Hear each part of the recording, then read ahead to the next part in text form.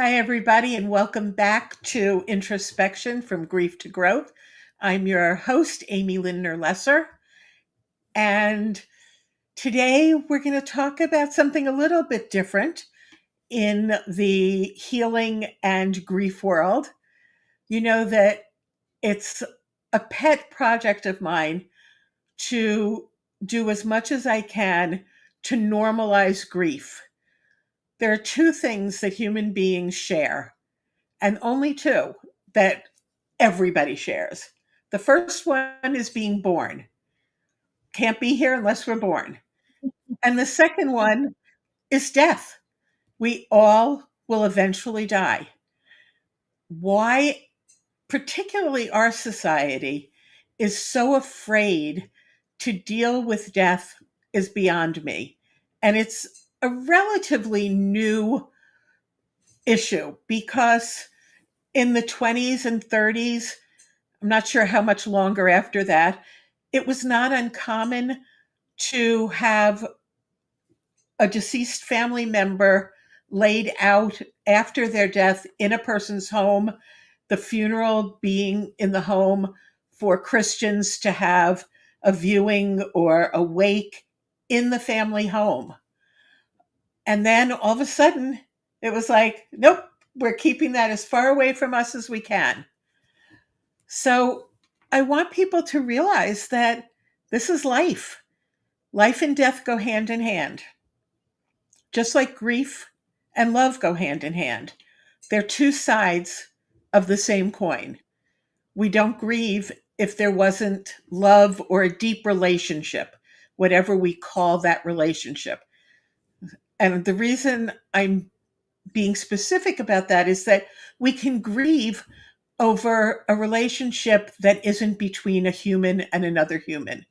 We grieve over perhaps a job that's lost or a dream that didn't happen or retirement.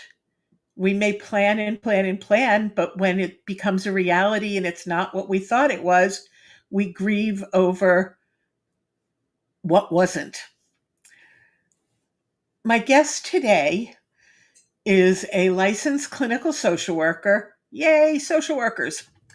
And an EMDR specialist. And she's going to explain all of that to us, who helps quiet, driven adults heal the hidden anxiety and self-doubt that hold them back, even when they look successful on the outside. Before becoming a therapist, she spent over a decade in the corporate world, so she understands the pressure to keep performing, perfecting, and pushing through no matter what. Now she works with professionals in tech, finance, and healthcare to help process trauma, break painful patterns, and build real confidence. Her clients often report feeling more secure in themselves and are able to take on leadership roles, speak up more easily, and enjoy their work and relationship in ways that once felt out of reach. Now, she works with people, not just those in the corporate world. And EMDR is something that she will explain to us, and it can help people who are going through and processing the trauma of grief and loss. So please help me welcome my guest, Dorlee Michaeli. Welcome to Introspection, the podcast about moving from grief to growth. I'm Amy Lindner Lesser, your host. Introspection started out as a podcast about hospitality, innkeeping, and innkeepers. After about a year, I realized that my life and interests have morphed from hospitality to helping others navigate from grief and loss to growth and living. In this new version of Introspection, I will be talking about my personal experiences with loss, and there are quite a few, what I've learned along the way through my professional training, as well as from my coaching experiences. I'll also be bringing in guests to share interesting ideas. So grab a beverage, find a comfy place, take a deep breath, and listen in. Hello, nice to be here. Thank you. Thank you so much for joining me. There we go. So let's start with, what is EMDR? So EMDR stands for eye movement desensitization reprocessing. A very complicated term. They really should reword that, rebrand it. So the creator of EMDR was walking through a forest one day, feeling very upset about something. And she noticed that when she moves her eyes back and forth, oh, she wasn't as upset about whatever it was that was bothering her. She then went and spoke with, her friends and tested that out as well. It seemed to work with them too. So I'm forgetting her first name, but her last name is Shapiro, and she developed this technique, EMDR, very research based, evidence based. She started working with it primarily with veterans at the beginning to help them deal with their post traumatic stress disorders resulting from what they were going through in their military service, which would typically be tied in with some past childhood trauma that they had. Mm. And what she found repeatedly, time and time again, was that EMDR was helpful in helping them process their past traumas and move forward. So, in terms of, we don't really know exactly how it works. There are a number of different theories. The two primary theories are either A, it kind of replicates the processing that goes on in our brain during rapid eye movement, that stage of sleep, and that then like the rational part of the brain is kind of um putting together like what's happened in the past in a different way.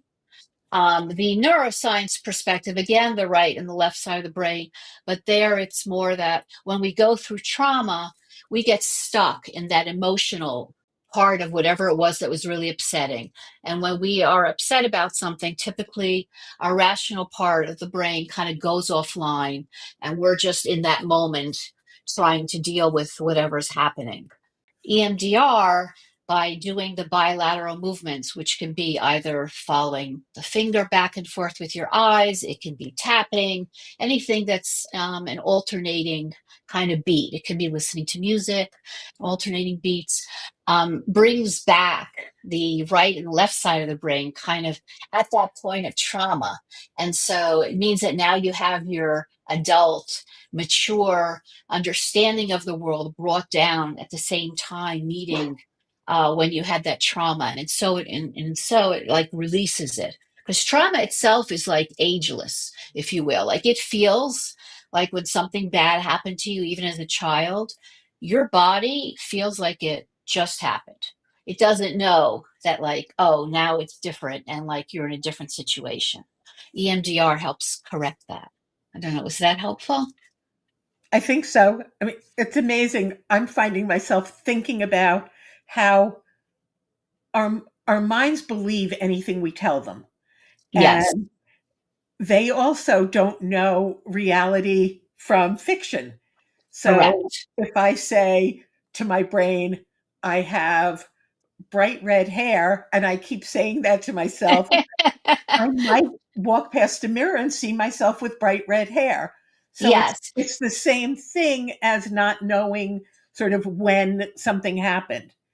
So if correct. I go And it, through it again, mhm, I'm having the same physical and emotional reactions as yes, if I'm in the middle of the trauma.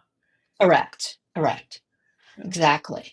And it's actually, you're kind of describing it. I love how you did that, about how our brains don't know, like the use of our imagination from like what is real. That really is part of the magic of EMDR, because one of the things when we're doing it, so, there are different stages in terms of when you actually do EMDR with somebody.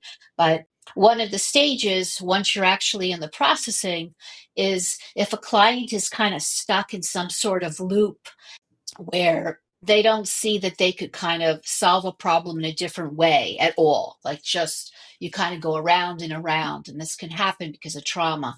One of the things I will typically do is I will ask them to tell me what they think, their wise friend would suggest for them to do. And as they're going through describing that while they're doing the bilateral movements, that becomes a different possibility for their brain to imagine doing, and then it can become reality. Those different options. Yeah, I can see that, like, adults, when they spend time with their adult parents, we tend to all of a sudden revert back to being that 8-year-old kid, Right. and we're back in whatever was going on, and you didn't think logically or rationally, you just reacted and responded, and the Right. parents did the same thing. And Hmm. you can be in your 50s and your 60s dealing with your parents, and you're back in that pattern.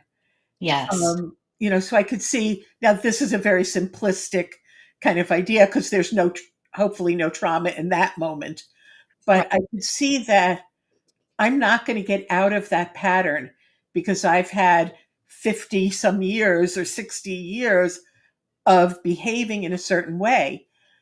But if I'm doing something like this, which is very hard for me to do, um, that There are other ways you can listen, like beats, alternating beats. like, There are this other is like ways. why I never could learn to play the piano, because both hands would do the same thing. Oh, okay. Um, but I could see that part of my attention is being taken away from that. And so it almost forces me to create a new pathway to respond. Mhm. And Yes. Yes. Yes, because as it really is true. If we've kind of been raised in a certain way, and that, we always had to, let's say, be careful what we say or when we say it. Even once we grow up and we're no longer in that environment, that is how we learn to interact with the world. And so we will then be a little fearful of what and when to say things to other people, even though they may have been nothing like our parents, kind of thing. And so the magic of EMDR is that it facilitates that breaking of patterns. Traditional talk therapy does too. It takes a lot longer if you're not able to interject EMDR in the middle Mhm. here and there.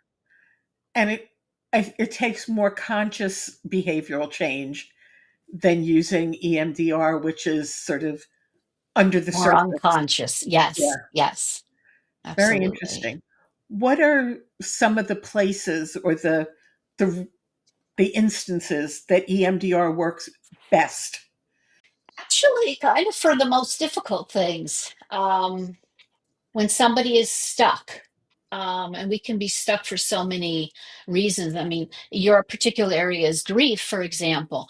Um, and people can really, they could have lost somebody, or they could be losing somebody, anticipatory grief. And their love and concern for that person can be so overwhelming that they lose themselves in that and struggle with being able to see a path forward that involves not being with this person and being allowed to feel joy even though the person they love isn't there or won't be there with them. I can see, with a woman who I talked to about being a client, and decided she needed something else that I couldn't give her. But her Mhm. husband had passed 3 years before, and she didn't want to get out of bed in the morning. She didn't want to see a life without him. That Mm. I mean, it was sad. She was so stuck and so miserable, and I knew that she needed more than coaching. Mm. um, Yeah. she probably would have been somebody if she were open to it, and that's the Mhm. thing, you have to be open to trying Right. something different. Right. um, Yeah. but I could see that maybe helping her.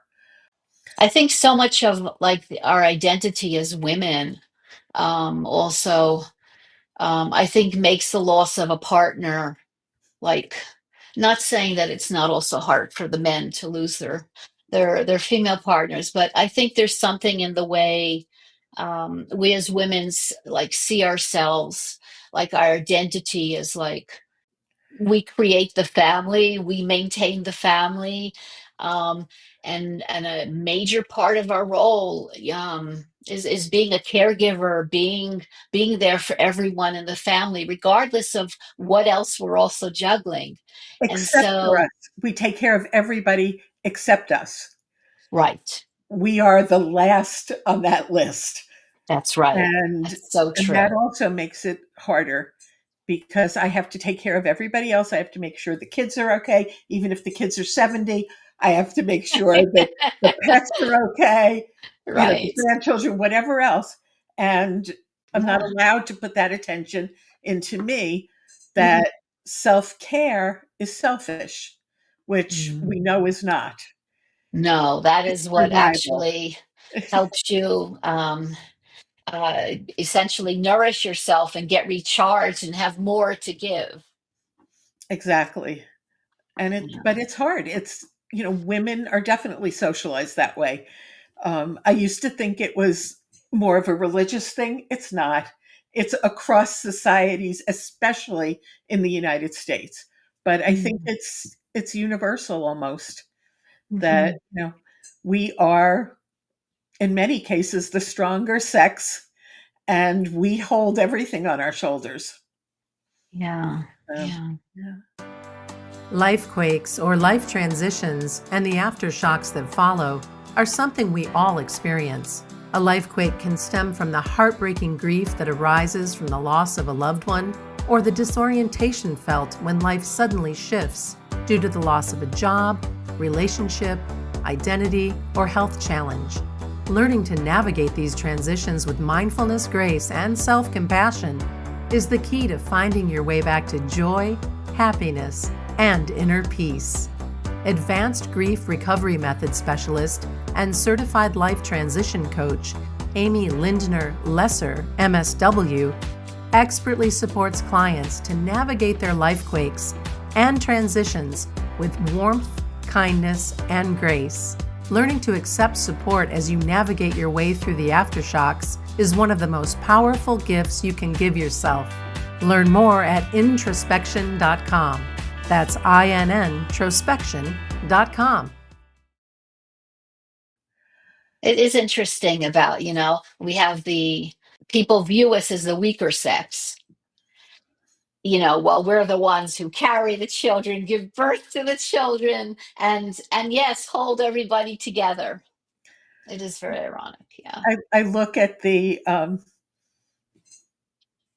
religious Jewish culture where the men are obligated by time to do certain things as far as prayer and other things. Mhm. The women don't have to do that. And sometimes people think it's because women are weaker and that they don't have to do that. The reality is that the men would spend their days studying and praying while the women bore the babies, cooked, cleaned, often had jobs outside the home also. Yes. That's why they didn't have the time to find jobs because, if a baby needed to be fed or needed a diaper change, you couldn't stop praying to do that. You took care of the baby. Right. So it's very interesting to And see, when you talk, you know, so yeah, when you talk about those kinds, the ultra orthodox and so on, it's even more, I would say, leaning towards, I don't know, cornering women to some degree because they have all these rules, about what you're allowed to eat with what, and the different silverware and different plates and different this and different that. And guess who has to change all of their kitchens every yeah, Passover?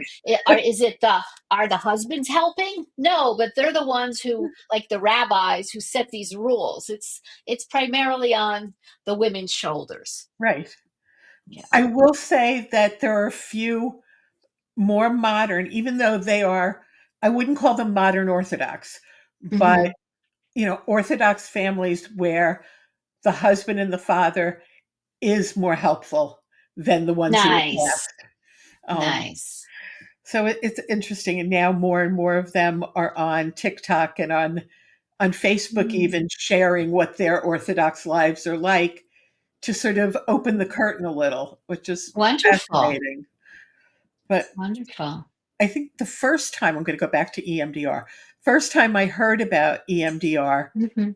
was with a friend who was talking about it, saying that she had gone back into therapy. This is also a social worker, to deal with when she was raped as a young teenager, and that it was coming back up in her life. She thought she had dealt with it, but working in the field that she was in, it was coming right back up. And I was like, oh, that's what EMDR is for. I didn't know what other areas it could be used for. Mm. Um, Mm. when you said something that was very interesting to me about the soldiers' trauma during wartime or fighting, was Mm. often also a reflection of childhood trauma. Yes, yes. In other words, um, you were more likely to suffer PTSD as a soldier if you had gone through childhood trauma. There's something that has been triggered, if you will, in the body that when another trauma is laid on it, um, it's like it surpassed the body's ability to cope. Wow, fascinating. Well, I guess it's sort of trauma begets trauma, that the more you have, the more susceptible or open to identifying it as trauma and then processing it internally, or not processing it the same way. That, we learn how to respond by the way we or responded in the past. Correct. So Yes. if we had trauma and we responded a certain way, the next time trauma happens, we respond Yes. similarly. That's Right. very interesting. It's also the case, like with when you're mentioning your friend or colleague who had been raped. Um, so our bodies react to trauma very quickly. Like the brain decides within like a split second: am I going to fight? Am I going to run? Or am I going to freeze because I can't go anywhere? And oftentimes that will be something that women will do when they're sexually assaulted, not because they're agreeing or they want or what have you. It's because in that split second their brain said there's nothing you can do, and it kind of takes the body, the brain, the psyche of the person out of what's going on to try to protect it in the only way that the body is able to at that point in time. It's an escape. You're Yes, physically not able to escape, but you can mentally escape, like yes, yes, dissociating. Yeah, yes. very interesting. Oh, Mm. like my brain is going. No, it's true, and and then oftentimes when people have been sexually assaulted, they will then blame themselves. Or why didn't they fight back? Or why? And they didn't have a choice. It's a split second decision that part of our brain that responds to danger decides without it like going through the thinking process. It's a biological response. And I think of it as AI. For anybody who's been using AI, you can Hmm. ask, like, for example, yes, ChatGPT a question, and before Hmm. you finish typing the question, it's given you the answer. It's Yes, already yes. processed it. And that's what happens with our brains, that our Hmm. brains have all the information that we need or it needs to process. And it may be that this is the way you've heard other people respond. This is the way you saw your mother respond when your father went to hit her, God forbid. But, Mm. it's the stuff that your brain has already stored away, and it's responding so fast to protect you and to save you. Yes. So, hopefully people who are hearing this will not hold themselves responsible, not feel guilty, not, Right. No, to have self-compassion. They yes, did the best they could. They did the best they could with the tools they had at that moment in time. exactly. And that's all we can hope for. There was no malintent. It was, I don't know any better. Right. Oh, wow. Mm. I was talking on, I think it was on my Facebook Live um, last week, maybe, or maybe this week. I can't remember. The weeks go together. About how the body keeps score, and that how important it is when we're feeling an emotion to allow ourselves to feel it. That when we don't and we try to push it away, we try to stuff it down, we try to ignore it, it's going to come back. And you Yes. never know when it's going to come back. Right. It's going to be like, hi, here I am. And in full force, if you will. Yeah. Yes. And, Yeah.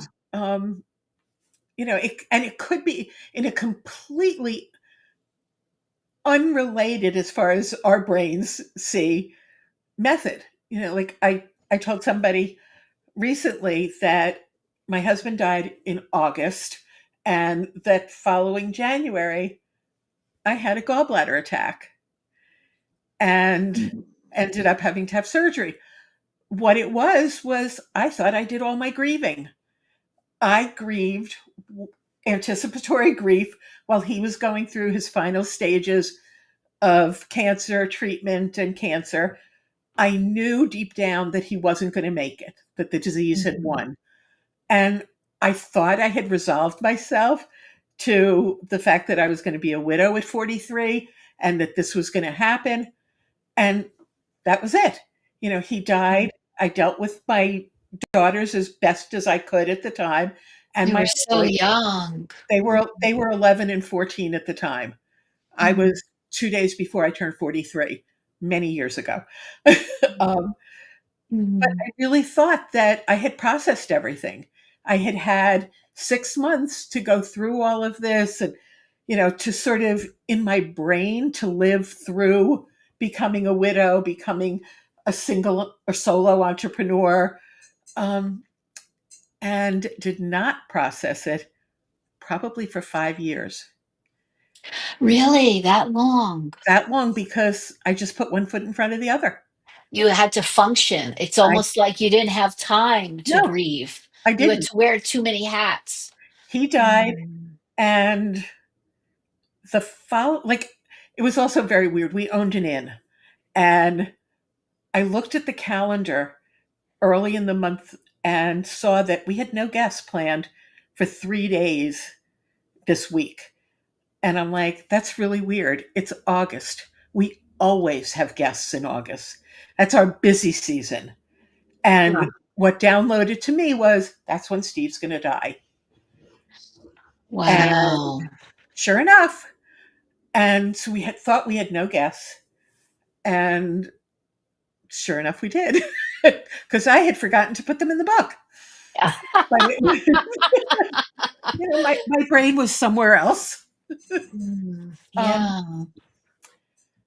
But I wonder, if I may for a sec, I wonder if, your husband knowing that at that point in his journey, his painful journey, that would have been that's a convenient time almost to let go. I think, looking back on it, because hindsight's always 2020. Right. I'm sure he died the day he died, so as not to die on my birthday. That W- he didn't Wow, want to is your do that. birthday that close to? It was two. He died 2 days before my birthday.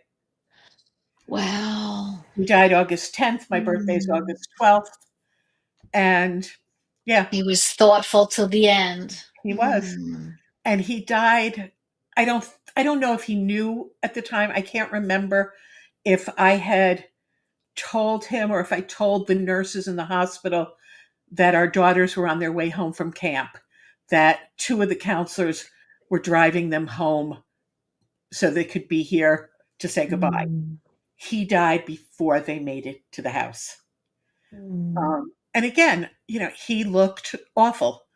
The last, 2 weeks of his life, he was so skinny and so jaundiced and sunken in. I think that was also his last gesture as a dad, to not have the vision of him looking like that, the last memory Mm. that they would have had of him. Mm. And I've never asked them. I mean, it's been 26, it'll be 26 years in a few weeks. Mhm. I've never asked them that. I'm sort of afraid to. That Mhm. they've talked as much as I think they've wanted to talk about him, and they, their reactions are very different.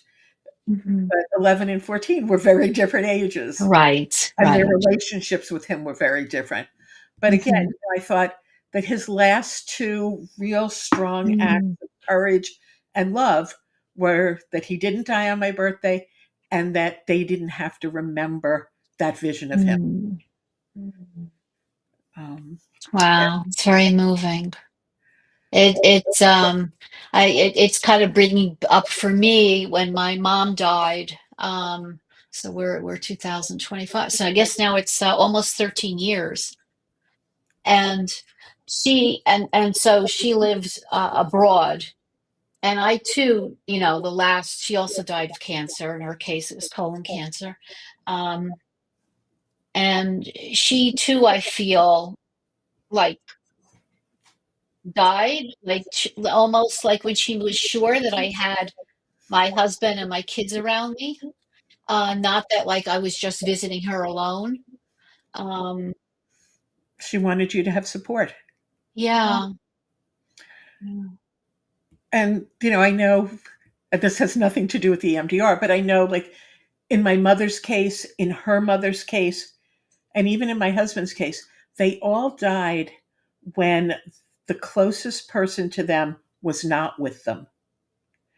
That some people say that they waited, they know that their family member waited to be near them or for everybody to come in and to be in the room. My mother, I said goodbye to her. I was running home um, to grab dinner, and then I was going to go back to the nursing home that she was in.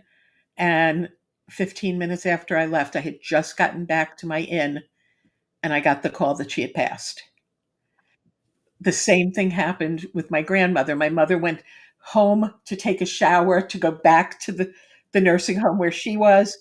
My grandmother passed. My husband, I had been there in the hospital the night before. They put the phone next to him. I talked to him in the morning. I told him the kids were coming home.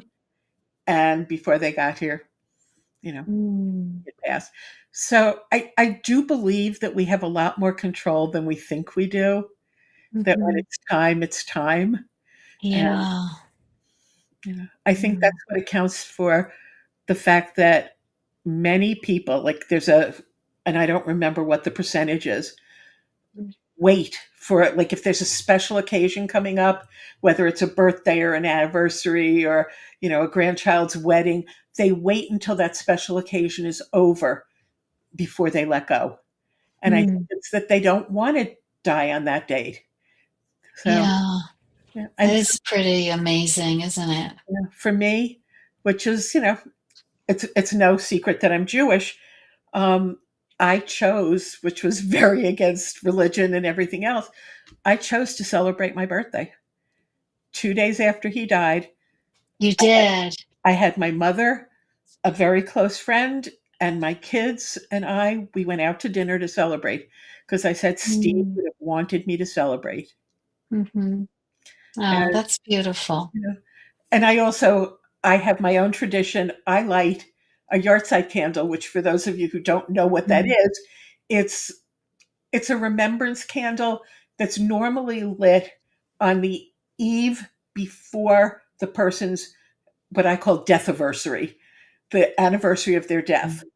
Mm. Mhm. Well, I don't want to remember, not that I can forget, but I don't want to remember or commemorate the day he died. I want to commemorate the day he was born and came into this world Mm. and, gave us the opportunity to have his gifts. So I light it the night before his birthday. And I I love it. and I do I that for think that everyone. All my I loved think that's ones. so beautiful.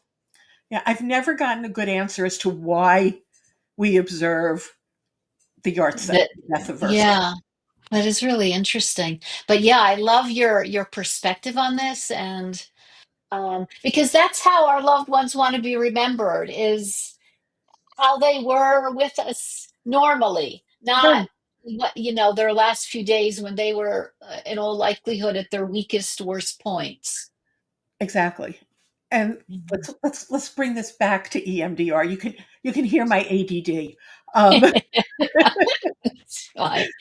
but are there specific memories and things that you say, as somebody is sitting doing their tapping or whatever they're doing, the looking, are there things that you bring in? Do you rediscuss what the trauma was so that they're seeing it?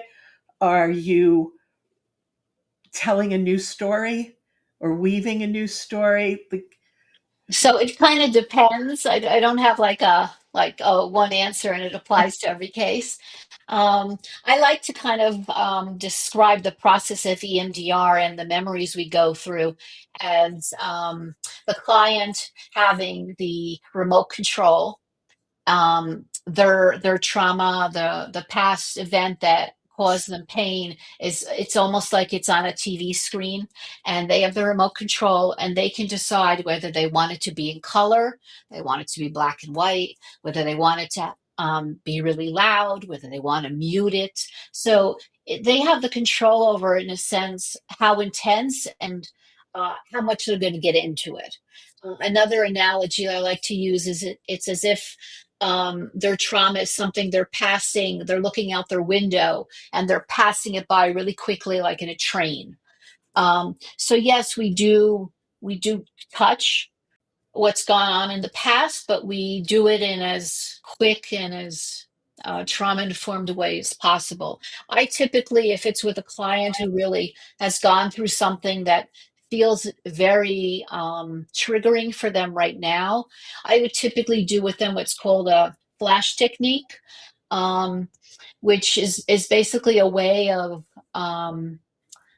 tying, you're actually thinking about a positive memory or something funny, um, and at the same time we do this thing with blinking while I'm counting, and it gets the upset level. If they started at a 10, it can get them down to a 2 or a 3, and then you start doing the work and it's not as it's much less intense. It feels much more distant, and so it feels less triggering and upsetting. I can see for somebody who has been through a loved one's suicide that, if you're the person who may have discovered that your loved one suicided, um, how there's a lot of trauma in that, Yes. and having to relive that without having that control. I love the idea of the remote, or of being, Mhm. in a car or a train where you can Mhm. drive as quickly or as slowly as you need to. You can Yes. even turn around, I guess. I need to Yes. see that again. What did I see? Right. Or maybe that really wasn't the way I saw it. And like how Hmm. helpful that could be. Absolutely. Knowing, I Yes. think, knowing that the trauma, when it happened, you had no control. Correct. However, going back, you have all the control. Right. Right. And unfortunately, people who are the survivors of someone who ended their life by suicide typically have a lot of feelings of guilt, like they should have done this, they should have known. And the powerful thing with the EMDR is, um, they'll end up with an understanding that actually they did the best they could under the circumstances, and that's important. I mean, the reality is that if somebody is hell bent about ending their life, they will continue to find the way to do it, where somebody is not going to be able to stop them. Right. And, you know, there's nothing that you could have done other than to love them and to continue to love them and Right. to know that that gesture really had nothing to do with you. Right. The pain that they were carrying was too Exactly. much for them. Yeah. Exactly. In my case, and I just said this in a recent podcast interview, that, many of us who have weight issues are stuffing emotions with food, that we're Right. shoving them down. And, as I think about it, is there a trauma? Can I think back to a trauma that may have made me Connected with connect this. this? Yes, So just it is possible, and if that is the case, this can sometimes help. I mean, I personally, um, I definitely had trauma that, and I only discovered my trauma um, actually just as it was about 9 months or so before my mom died. And I had just gone back to school and gotten my master's in social work. And so then my repressed trauma came out. So very disorienting. And I would say that since then, I am eating more than I was eating before knowing my trauma. But I've processed the trauma.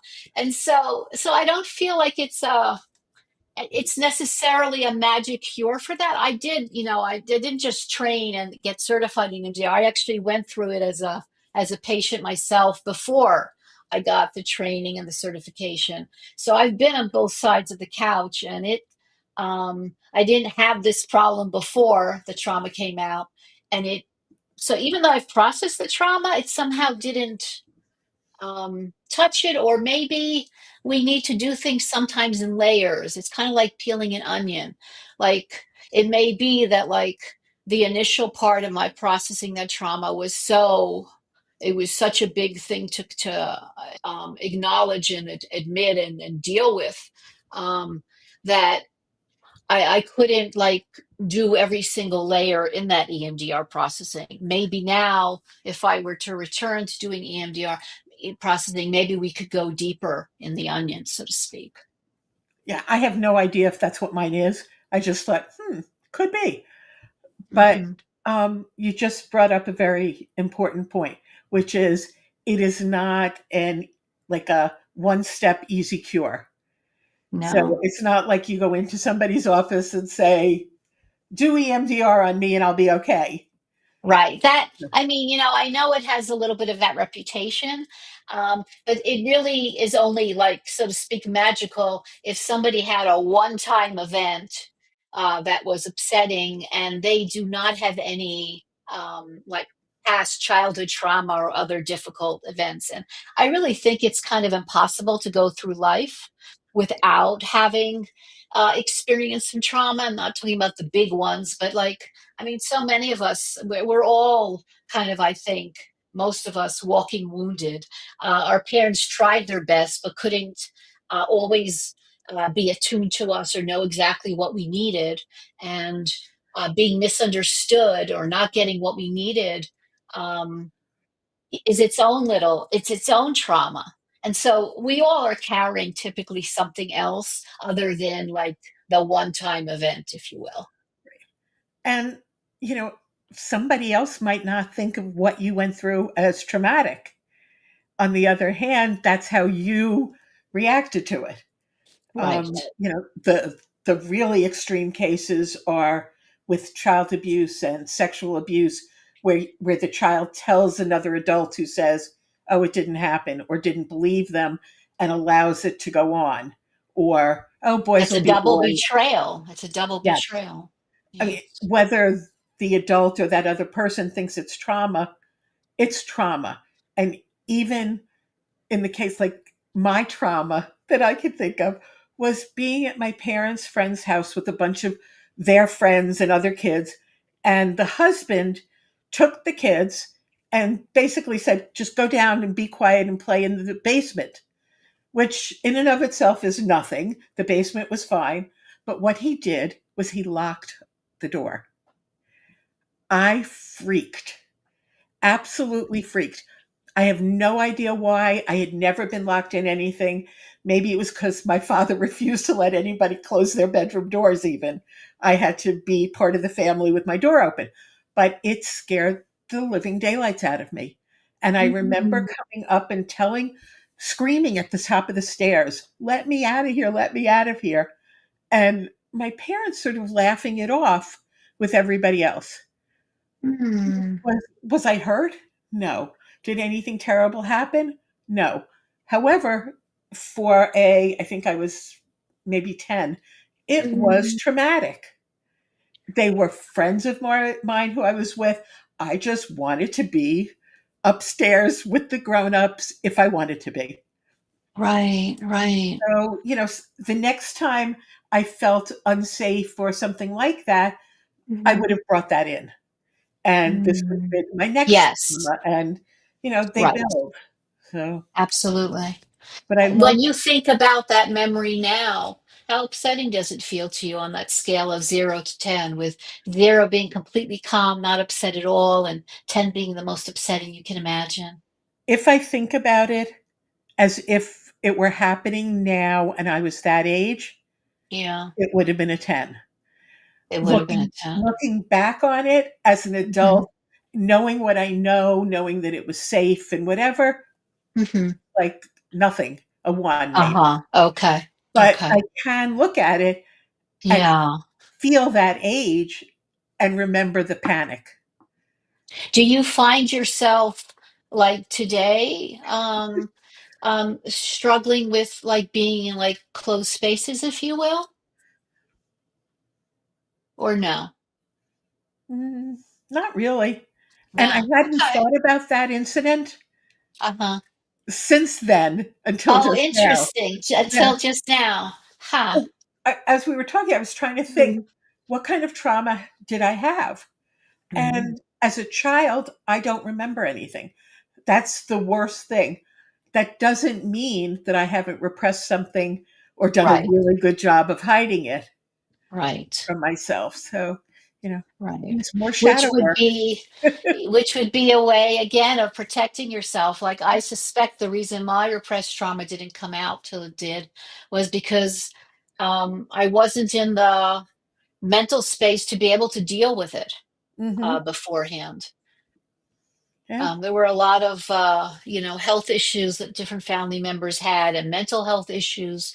Um, and physical health issues, and I guess you could say, I had the opening, the 3 days, if you will. Oh, okay.